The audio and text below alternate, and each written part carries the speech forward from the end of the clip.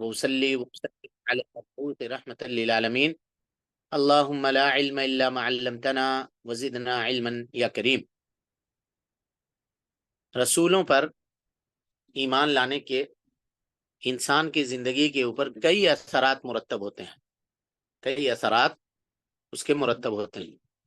سب سے پہلا اثر یہ مرتب ہوتا ہے کہ بندوں پر اللہ تعالی کی عنایت اور رحمت کا علم ہوتا ہے کہ اللہ رب العالمین اپنے بندوں سے کس قدر محبت کرتا ہے اور کتنا رحیم ہے۔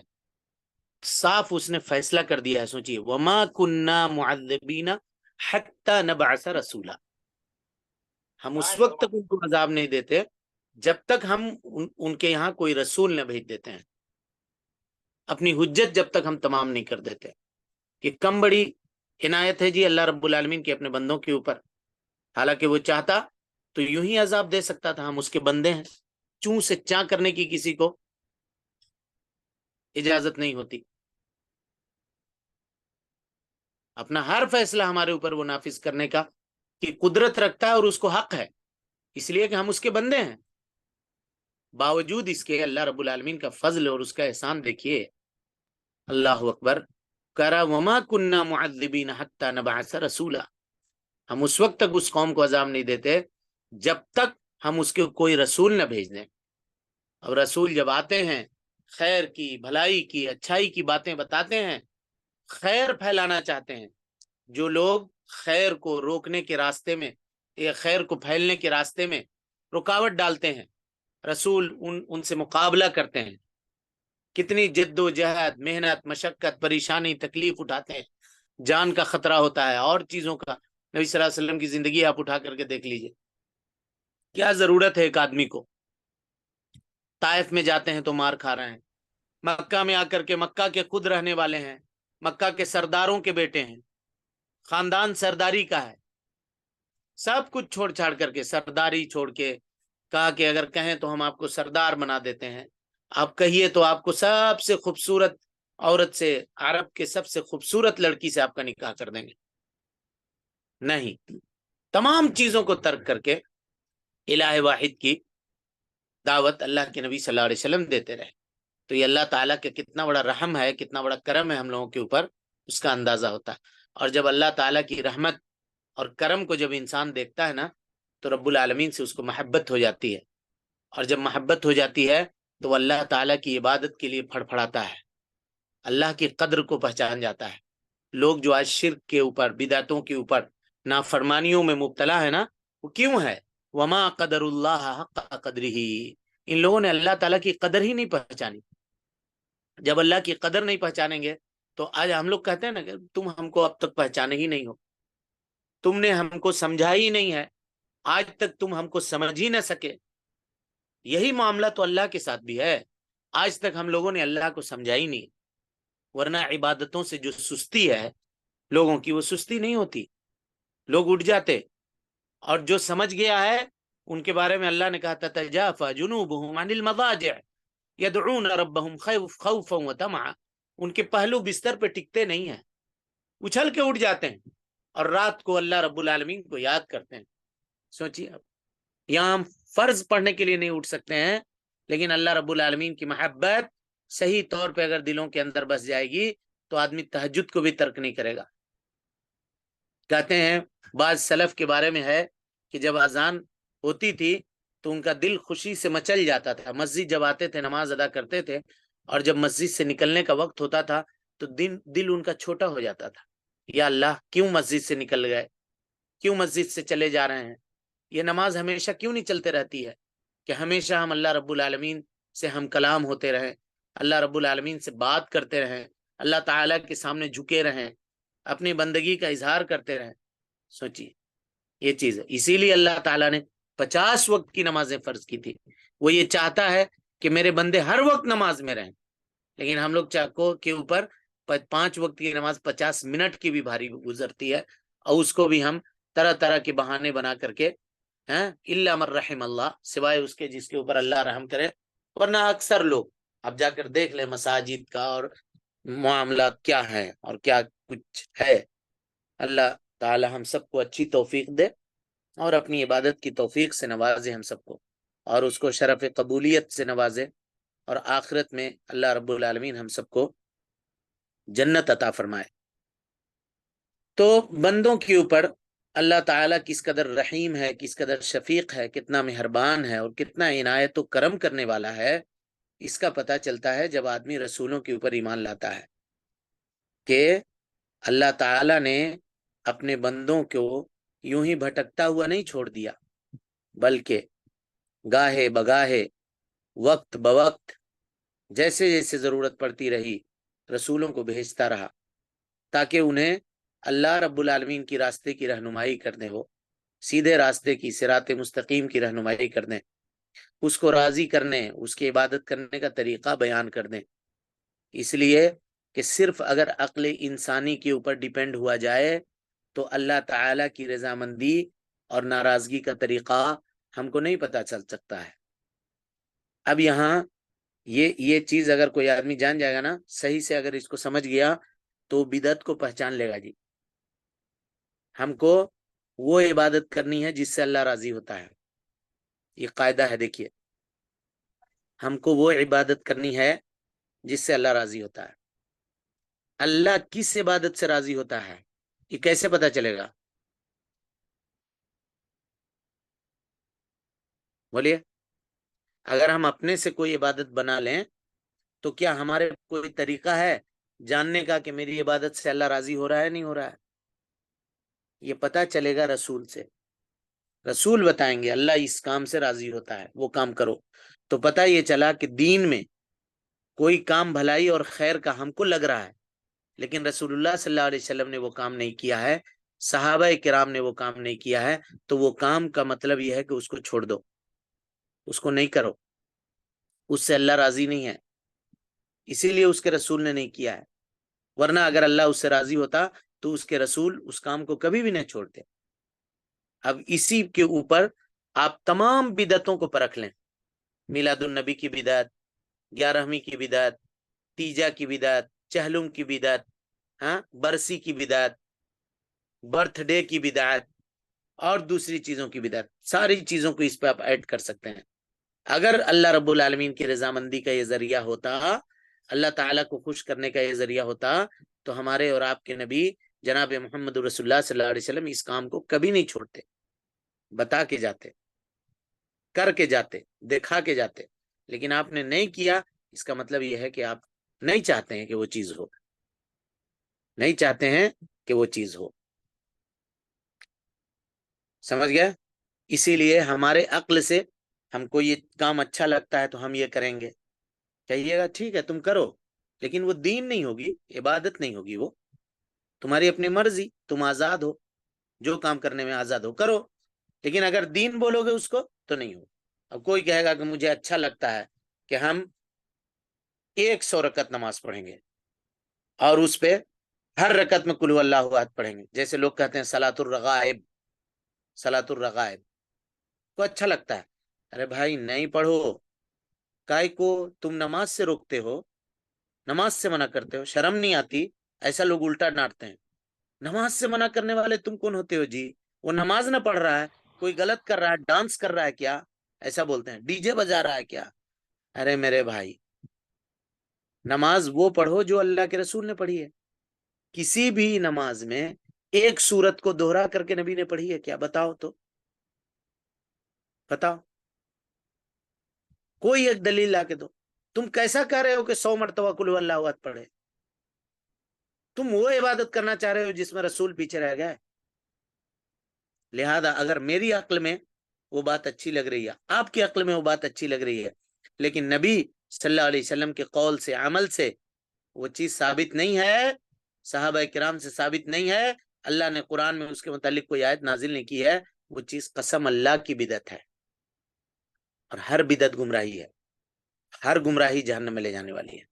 بس وہ اس کا کرنے والا چاہے اس پہ جتنا محنت کرے، جو کچھ بھی کرے۔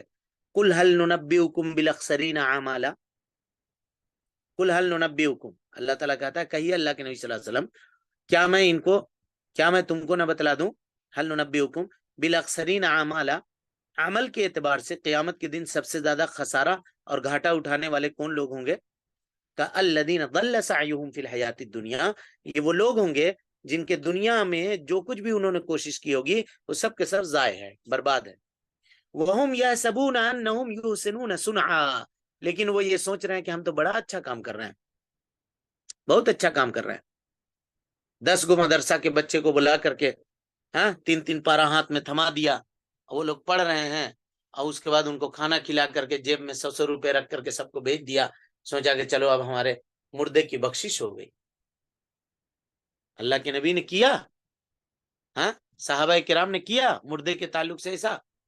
اب اس کو منع کیجئے تو تم قرآن پڑھنے سے منع کرتے ہو، قرآن پڑھنے سے یہ لوگ روکتے ہیں، اسی لیے کہتے ہیں ان کو قرآن سے محبت نہیں ہے، ان کو حدیث سے محبت نہیں ہے، ان کو صحابہ سے محبت نہیں ہے، ان کو فلاں سے محبت نہیں ہے۔ بھائی محبت ہے تب تم کو روک رہے ہیں، ہم تو وہ کہہ رہے ہیں کہ صحابہ نے اگر نہیں کیا ہے تو وہ دین نہیں ہے میاں، اس کو چھوڑ دو۔ ہاں تم اگر چاہتے ہو اپنے فوت شدہ لوگوں کے جانب سے صدقہ و خیرات کرنا، کرو نا بھائی، کون منع کرتا ہے؟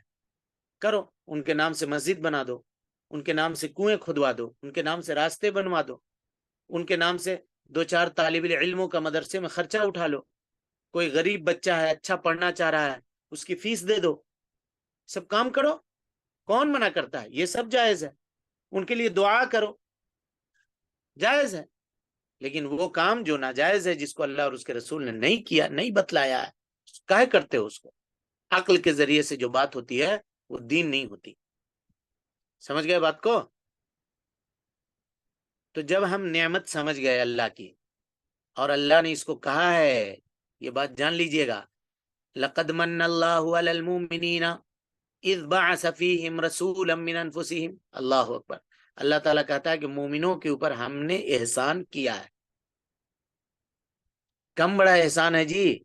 اللہ نے دل دیا ہے، کم بڑا احسان ہے کہ 2 آنکھیں دی ہیں، جس کی نہیں ہے اس کے پوچھئے تو، جس کی کڈنیاں خراب ہے جا کے اس سے پوچھئے تو، جس کو سانس لینے میں دقت ہے جا کے اس سے پوچھئے تو، جس کا ایک ہاتھ کٹا ہے جا کے اس سے پوچھئے تو، کتنی بڑی نعمت ہے۔ ہاتھ چھوڑ دی، انگلی کسی کی کٹی ہے، پوچھئے تو اس سے کیسے وہ سروائیو کرتا ہے۔ ہم کو اللہ نے اتنی نعمتوں سے اوپر سے لے کے نیچے تک صحیح سالم بنایا، ہر بیماری سے، ہر عیب سے پاک رکھا۔ وہ عیب جو دوسری عیب ہو سکتے ہیں، عیب سے پاک رکھا مطلب جسمانی طور پہ عیب دار نہیں بنایا۔ ہم اتنے ہی پہ اس پہ کسی پہ اللہ نے احسان کا ذکر نہیں کیا کہ ہم نے تم کو 2 آنکھیں دی، یہ میرا احسان ہے، ہم نے تم کو 1 ناک دیا، یہ میرا احسان ہے، 2 ہاتھ دیے، یہ میرا احسان ہے، نہیں کہا۔ لیکن کیا کہا لقد من اللہ، اللہ نے احسان کیا ہے کس پر؟ مومنوں کے اوپر۔ کیوں مومنوں؟ سب کے اوپر احسان کیا ہے، لیکن خاص طور پہ مومنوں کا ذکر اس لیے کیا ہے کہ رسولوں کو ماننے والے مومن ہی ہوتے ہیں، دوسرے لوگ نہیں مانتے۔ تو احسان کا فائدہ مومنوں نے اٹھایا، اسی لیے احسان اللہ رب العالمین مومنوں کے اوپر جتلا رہا ہے۔ لقد من اللہ علی المؤمنین اذ بعث فیہم رسولا من انفسہم، کہ اللہ تعالیٰ نے انہی میں سے ایک آدمی کو رسول بنا کر کے بھیج دیا، یتلو علیہم آیاتہ، جو اللہ رب العالمین کی آیتوں کی تلاوت کرتا ہے، ویزکیہم، ان کو پاک کرتا ہے، ویعلمہم الکتاب والحکمہ، اور کتاب و حکمت کی تعلیم دیتا ہے، قرآن اور حدیث کی باتیں بتلاتا ہے۔ وَإِن كَانُوا مِن قَبْلُ لَفِي ضَلَالٍ مُبِينٍ، کہ اس رسول کے آنے سے پہلے یہ سب کے سب کھلے ہوئے گمراہی میں تھے، اور گمراہی میں تھے تو کہاں جاتے؟ سب جہنم جاتے، وَالْعِيَاذُ بِاللَّهِ۔ گمراہی میں رہتے، اور اگر اللہ کی توفیق نہ ہوتی اور اللہ رسولوں کو نہ بھیجتا تو کہاں جاتے؟ ایک مرتبہ صحیح مسلم کی روایت ہے، اللہ کے نبی صلی اللہ علیہ وسلم مسجد نبوی میں بیٹھے ہوئے تھے، اور حضرت عمر ابن خطاب رضی اللہ تعالیٰ عنہ کا ہاتھ آپ نے اپنے دونوں ہاتھوں میں لے رکھا تھا، یعنی حضرت عمر کی ہاتھ بیچ میں تھی، اور نیچے نبی صلی اللہ علیہ وسلم کی ہاتھ تھی، اور اوپر بھی آپ صلی اللہ علیہ وسلم نے اپنا ہاتھ رکھا ہوا تھا، اور حضرت عمر کے ساتھ بیٹھے ہوئے تھے۔ تو حضرت عمر نے کہا، فرت محبت میں آ کر کے، مائک آف کیجئے، کن کا چالو ہے؟ فرت محبت میں آ کر کے، کہ اللہ کے نبی صلی اللہ علیہ وسلم ان کا ہاتھ اپنے ہاتھ میں لے کر کے بیٹھے ہوئے تھے تو محبت کے جذبات سے چور ہو کر کے حضرت عمر نے کہا کہ اللہ کے نبی، دنیا میں آپ سب سے زیادہ مجھے محبوب ہیں سوائے میری جان کے، یعنی میں اپنی جان سے ایک نمبر پہ محبت کرتا ہوں، یعنی سب سے پہلے اپنی جان سے کرتا ہوں محبت، اور اس کے بعد آپ سے محبت کرتا ہوں۔ نبی صلی اللہ علیہ وسلم نے کہا نہیں عمر، قسم اللہ کی نہیں، ہرگز نہیں، اس وقت تک تم مومن نہیں ہو سکتے ہو جب تک میں تم کو تمہارے جان سے بھی زیادہ محبوب نہ ہو جاؤں۔ اللہ اکبر، سوچئے، اس وقت تک حضرت عمر تھوڑی دیر سر جھکا کر کے سوچتے رہے، بات ان کو سمجھ میں آ گئی۔ عمر کیا تھے؟ کفر کے اندر تھے، شرک کے اندر تھے، ہاں، اور توحید نہیں تھی، ایمان نہیں جانتے تھے، رسول اللہ نہ ہوتے، اللہ رب العالمین کے فضل کے بعد رسول اللہ کی دعا نہ ہوتی، یا رسول اللہ نہ بھیجے گئے ہوتے، تو انہوں نے سوچا کہ عمر کہاں جاتا، کہاں جاتا، گمراہ تھا۔ اللہ تعالیٰ کا احسان ہوا کہ اس نے رسول کو بھیج کر کے ہدایت کی ہم کو توفیق دے دی۔ بات ان کو سمجھ میں آ گئی۔ حضرت عمر ابن خطاب کہا اللہ کے نبی صلی اللہ علیہ وسلم، آپ مجھ کو میری جان سے بھی زیادہ محبوب ہیں، مجھ کو میری جان سے بھی زیادہ محبوب ہیں۔ تب اللہ کے نبی صلی اللہ علیہ وسلم نے کہا الآن انت یا عمر، اب تم نے وہ بات کہی ہے عمر جو تم کو پہلے کہنی چاہیے تھی۔ یعنی آدمی کو کوئی بات بہت سوچ سمجھ کے کرنی چاہیے، بہت سوچ سمجھ کے کرنی چاہیے۔ تو بتانے کا یہ مقصد تھا کہ رسول کو بھیجنا اور اس رسول کا امت میں ہم کو اور آپ کو پیدا کرنا جی بہت بڑا احسان ہے۔ زندگی بھر اگر ہم اللہ کا شکریہ ادا کریں اس معاملے میں تو ہم نہیں ادا کر سکتے، نہیں ادا کر سکتے۔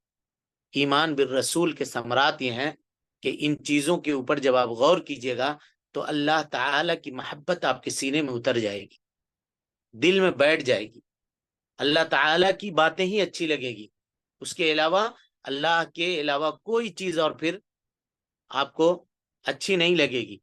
مطلب اللہ کی بات ایک طرف ہو، دوسرے کی بات ایک طرف ہو، تو آپ اللہ ہی کی بات کو قبول کیجئے گا، دوسرے کی بات کو قبول نہیں کیجئے گا۔ یہ محبت ہوتی ہے جب انسان کے دل میں بیٹھ جائے تو، اور یہی چیزیں صحابہ کرام کی زندگی میں بیٹھ گئی تھی۔ ہجرت معمولی چیز ہے جی، گھر بار، بیوی بال بچے، زمین جائیداد، کاروبار، تجارت، پورا سیٹ اپ چھوڑ کر کے ایک جگہ سے دوسری جگہ چلے جانا، نکل کر کے ذرا سوچ کے دیکھیے تو۔ ایک صحابیہ ہیں ام سلمہ، ان کی ایک 3 سال کی بیٹی ہے سلمہ، ان کے ابا کا نام ہے ابو سلمہ، 3 آدمی کا خاندان ہے، میاں بیوی بیٹی، مسلمان ہو گئے تھے، ہجرت کر رہے ہیں مکہ سے، نکلے، جب نکلے تو ام سلمہ کے گھر والے آ گئے، یعنی ابو سلمہ کے سسرال والے۔ کہاں جا رہے ہو ابو سلمہ؟ کہا کہ جا رہا ہوں ہجرت کر کے، مدینہ جا رہا ہوں۔ کہا ٹھیک ہے تم جا سکتے ہو، بہت اچھا، لیکن میرے گھر کی بیٹی ہے، میرے خاندان کی بیٹی ہے، اس کو لے کے نہیں جا سکتے۔ کہ میری بیوی بھی تو ہے۔ کہا تمہاری بیوی تھی، تم اب جا رہے ہو تو ہم اپنی بچی نہیں چھوڑتے تمہارے ساتھ۔ اب 3 سال کی بچی کو لے کے ابو سلمہ کہاں جائیں گے؟ بیوی کو سسرال والوں نے روک لیا، بچی کو بھی حوالے کر دیا، کس کو؟ ماں کو دے دیا، ام سلمہ کا یہ لو، اور اکیلے چلے گئے۔ سوچئے تو، جدائی میاں بیوی کی، نہ کوئی ٹیلی فون ہے، نہ کوئی خط ہے معاملہ، نہ آئی ایم او ہے، نہ واٹس ایپ میں ویڈیو کالنگ کا زمانہ ہے، کچھ بھی نہیں ہے۔ اس خاتون کے دل پہ کیا بیتتی ہوگی کہ اس کا شوہر اس کو چھوڑ کے جا رہا، 400 کلومیٹر جائے گا پیدل چل کے، 15 دن میں پہنچے گا کہ کب پہنچے گا اونٹ پہ سوار ہو کے، راستے میں مر کھپ جائے گا کہ کیا ہوگا کہ کیا نہیں ہوگا۔ اچھا مشرکوں کے پاس چھوڑ کے جا رہے ہیں اپنی بچی، اپنی بیوی، اس کے ساتھ یہ لوگ کیا سلوک کریں گے، کیسے رہے گی، کیسے ضرورت اس کے پورے ہوں گے، کیسے کیا ہوگی، میری بچی کیا کھائے گی، کیا پیے گی، کچھ خیال کیا؟ بس اللہ کے راستے میں نکلنا ہے، ہجرت کرنا ہے، کر گئے، نکل گئے، اس کے علاوہ کوئی چارہ نہیں تھا۔ اس کو کوئی آدمی موجودہ حالت پہ دلیل نہ بنا لے کرتے ہیں تبلیغ کے لیے تو بیوی بال بچوں کا خرچہ پانی چھوڑ دیں. اس کو اس قیاس نہیں کر سکتے, اس کو اس پر قیاس نہیں کر سکتے جی. اس کو ہجرت واجب تھی, وہ ایک الگ مسئلہ ہے. صرف اس کو اس واقعے کے حد تک لیجیے گا, استدلال نہیں کیجیے گا. بہرحال چلے گئے, وہ چلے گئے تو اب ابو سلمہ کے گھر والے آئے, یعنی اس خاتون کے ام سلمہ کے سسرال والے. ان لوگوں نے کہا کہ تم لوگ بیٹی والے ہو کر کے میرے بھائی کے اوپر اتنا ظلم کرو گے, تم اپنی یہ چھین لو گے, تو یہ بچی تو ہماری ہے, یہ میرے بھائی کی بیٹی ہے, تمہاری نہیں ہے, بچی ہم کو دو. ہم کیوں چھوڑیں گے بھائی تم لوگوں کے پاس میرے خاندان کی بچی؟ تم جب اپنے خاندان کی بچی میرے بھائی کے ساتھ نہیں جانے دیے تو ہم میرے بھائی کی بیٹی کو یعنی اپنی بھتیجی کو تمہارے ساتھ نہیں چھوڑیں گے, ہماری بھتیجی ہم کو حوالے کرو. اب وہ بھتیجی یہ لوگ لے گئے. 3 آدمی کا خاندان, تینوں الگ الگ, بچی ایک جگہ, باپ ایک جگہ, ماں ایک جگہ. سوچئے تو کوئی تصور ہے, کوئی کر سکتا آج کل کے زمانے میں؟ لیکن محبت ہے اللہ رب العالمین کی, اس کے دین سے محبت ہے. کیا بالآخر 2 سال تک ام سلمہ صبح کو اپنے گھر سے نکلتی تھی اور مکے میں ٹیلا تھا اونچا, بغیر کھائے پیے اس ٹیلا پہ بیٹھ کر کے مدینہ کے راستہ دیکھتے رہتی تھی. کوئی آئے گا, کوئی خبر دے گا شوہر کے بارے میں, زندہ ہے کہ مر گیا, کہ کیا ہوا, کہ پہنچا کہ نہیں پہنچا, کہ راستہ بھٹک گیا, کہ شیر باغ بھالو راستے میں کھا لیا, کہ کیا ہو گیا. آخر اسی کے خاندان کے ایک آدمی کو رحم آ گیا. اس نے کہا کہ تم کو بچی کی حالت نہیں دیکھی جا رہی ہے, ارے مار دو گے ایک خاتون کو, کیا کر رہے ہو؟ اپنی ہی گھر کی بچی کے اوپر کوئی ایسا ظلم کرتا ہے, کتنا اس کو جھلواؤ گے, کتنا یہ کرو گے؟ تم کو رحم نہیں ہے, تم کو شرم نہیں ہے. کسی نے جا کر کے اس کے خاندان والے کو سمجھایا, تب جا کر کے ان کا دل پسیجا, تو پھر بچی کو لے کے اس کو لے کر کے انہوں نے بھیجوایا, اور یہ پھر واپس گئی مدینہ. یہ امتحانات ہوئے ہیں. سہیب رومی رضی اللہ عنہ مکہ میں, مکہ کے نہیں تھے اوریجنل, جیسا کا نام سے آپ کو پتا چل رہا ہوگا, روم کے تھے, مکہ میں آ کے بسے تھے. ٹھیک ہے بھائی, ہم کہیں جا کے کام کرتے ہیں, کوئی کہیں کا ہے کہیں جا کے کام کرتا, کر سکتا ہے. بڑے تاجر تھے, مال دولت سب اکٹھا کیا تھا, کمائے تھے, سب کاروبار وغیرہ سمیٹا انہوں نے. رضی اللہ عنہ سہیب ابن سنان رومی رضی اللہ عنہ سمیٹ کر کے سب کو اونٹ کے اوپر لاد لیا اور نکل گئے مکہ کی طرف. مکہ کے بڑے بڑے سردار رئیس آ کر کے راستے میں کھڑے ہو گئے, کہاں جا رہے ہو جی؟ ہجرت کر کے جا رہا ہوں. راستے میں اچھا بات, اچھی بات, جا رہے ہو نا, جاؤ, یہ مال رکھو. یہ کیوں رکھیں گے, ہمارا مال ہے. کا مال تمہارا ہو سکتا ہے لیکن تم نے میری بازار میں کمایا ہے, مکے کے بازار میں کمایا ہے, اور مکے کے بازار میں سوچئے تو ظلم یہ ہے, تمہاری بازار میں کمائے ہیں تو تمہارا مال ہے, ہم محنت کیے ہیں تو مال میرا ہے نا. کہا نہیں, مال نہیں لے کے جانے دیں گے, اس کو رکھو. کہا لو لے جاؤ, لے جاؤ مال. اگر وہ مال جو ہم کو اللہ کے راستے میں رکاوٹ بنے گی ہم اس کو چھوڑ دیں گے. دیکھیے کیسا چھوڑ دیا. آج ہم سے دکان نہیں بند کیا جاتا ہے نماز کے لیے, تجارت نہیں چھوڑی جاتی ہے نماز کے لیے, اور ہم کہتے ہیں کہ ہم مسلمان ہیں. ہاں, کہاں ہیں ہم لوگ؟ وما قدر اللہ حق قدرہ, لوگوں نے اللہ کے قدر کو پہچانا ہی نہیں. سہیب ابن سنان رومی رضی اللہ عنہ نے پورا مال دے دیا جی, لاکھوں میں جو مال تھا انہوں نے جو مکے میں کمایا تھا پورا دے دیا. ایک اونٹ پر بیٹھ کر کے مدینہ کی طرف نکل گئے. اللہ کے نبی کو اللہ تعالیٰ نے وحی کے ذریعے اس کی خبر دی. قرآن مجید میں سورہ بقرہ میں آیت نازل ہوئی, وَمِنَ النَّاسِ مَن يَشْتَرِي نَفْسَهُ ابْتِغَاءَ مَرْضَاتِ اللَّهِ. اللہ کے نبی صلی اللہ علیہ وسلم, لوگوں میں کچھ لوگ ایسے ہیں جو اللہ کی رضامندی کے لیے اپنے آپ کو بیچ دیتے ہیں. نبی صلی اللہ علیہ وسلم انتظار میں بیٹھ گئے, سہیب آ رہے ہیں. جب پہنچے وہ تو آپ نے ان کا استقبال کیا اور کہا ربیح البیع ابا یحییٰ, ربیح البیع ابا یحییٰ, ابو یحییٰ تم اپنے تجارت میں کامیاب ہو گئے, بڑی کامیاب تجارت تم نے کی ہے. سوچئے یہ تجارت تھا. ان اللہ اشترى من المؤمنین انفسهم واموالهم بان لهم الجنہ. اللہ رب العالمین نے مومنوں کے جانوں کو، ان کے مالوں کو جنت کے بدلے میں خرید لیا.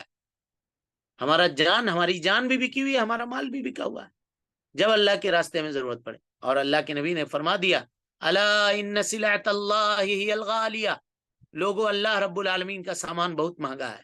الا ان سلعۃ اللہ ہی الغالیہ، اللہ رب العالمین کا سامان بہت مہنگا ہے جنت. الا ان سلعۃ اللہ ہی الجنہ، لوگو اللہ رب العالمین کا سلعہ، اللہ رب العالمین کا سامان جو ہے وہ جنت ہے. اس کو خریدنے کی کوشش کرو اللہ تعالیٰ سے.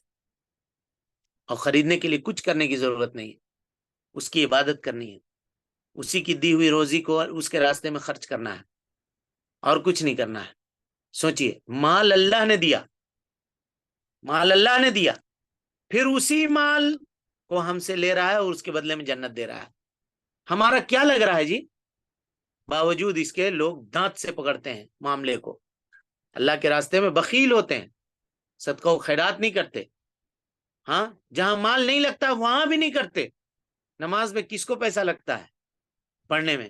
مسجد میں جا کر کے کیا فیس لگتی ہے، انٹری فیس، کہ 10 روپے دیجئے، جا کر کے 100 روپیہ دیجئے تو گیٹ کھولیں گے اور اندر جا کر کے آپ نماز پڑھیے گا؟ کچھ نہیں لگتا ہے. باوجود اس کے آدمی نماز نہیں پڑھتا ہے اور کہتا ہے کہ ہم اللہ سے محبت کرتے ہیں. جھوٹا ہے وہ انسان، جھوٹا ہے.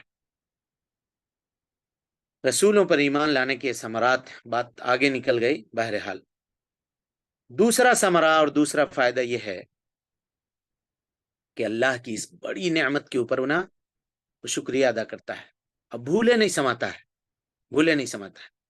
کل قیامت کے دن جی، اوہو، صحابہ نے پوچھا اللہ کے نبی اتنے امتی ہوں گے نا، شروع سے لے کے حضرت آدم علیہ الصلوۃ والسلام سے لے کر کے پورے لوگ، آپ ہم کو کیسے پہچانیے گا کہ ہم آپ کی امت ہیں؟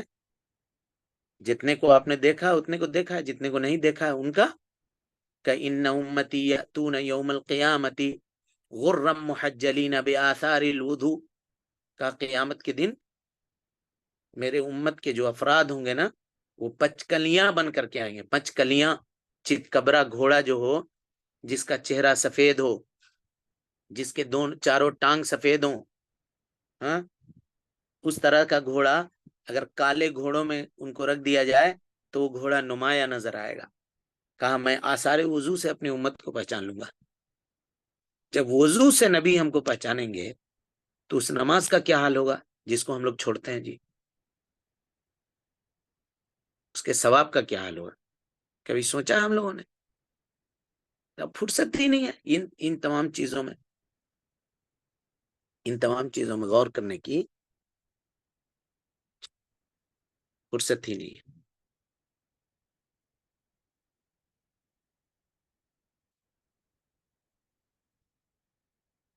ان نعمتوں کے اوپر انسان اللہ کا شکریہ ادا کرے گا.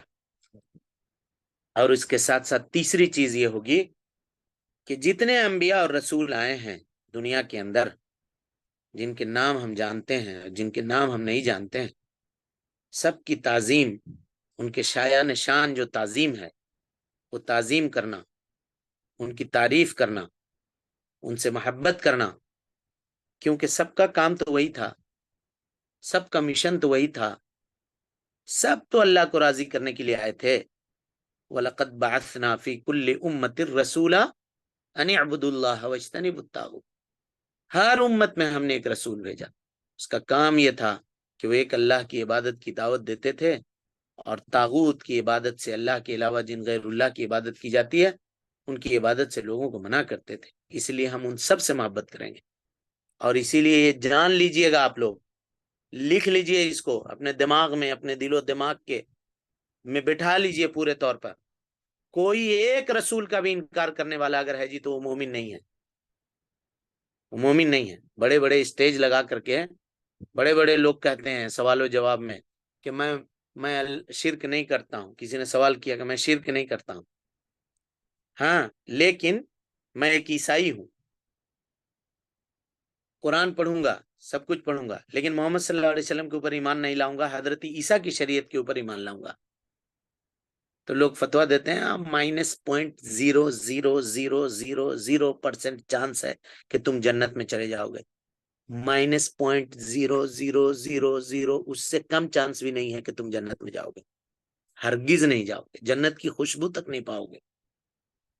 محمد صلی اللہ علیہ وسلم کا انکار کر کے چلے جاؤ گے، کسی ایک رسول کا بھی انکار کرو گے، محمد صلی اللہ علیہ وسلم تو دور کی بات، کیونکہ وہ آخری رسول ہیں، کسی ایک رسول کا بھی انکار کرو نہیں جاؤ گے جنت. آمنت باللہ وملائکتہ وکتبہ ورسلہ، اس کے رسولوں کے اوپر ایمان لانا پڑے گا. اور ہم بار بار کہہ چکے ہیں جن کا نام ہے ان کو تفصیل سے ان کے اوپر کہاں تھے، کہاں پیدا ہوئے، ان کی قوم کیسی تھی، کیسی دعوت دی، کیسے انہوں نے دعوت دی، کتنا کچھ اللہ کے راستے میں سٹرگل کیا، یہ ساری چیزیں جاننا ہے اور اس کے اوپر ایمان لانا ہے. جو قرآن میں بیان ہوا ہے، جو صحیح حدیث میں بیان ہوا ہے اس پر. اور جن کے بارے میں ہم نہیں جانتے ہیں، سمجھنا کہ اللہ تعالیٰ کے وہ رسول تھے، برگزیدہ بندے تھے، انہوں نے اپنے قوم کو دعوت دی اور توحید کی دعوت دی اور اللہ رب العالمین کی شریعت کی طرف بلایا. یہ ایمان ہم کو رکھنا ہے.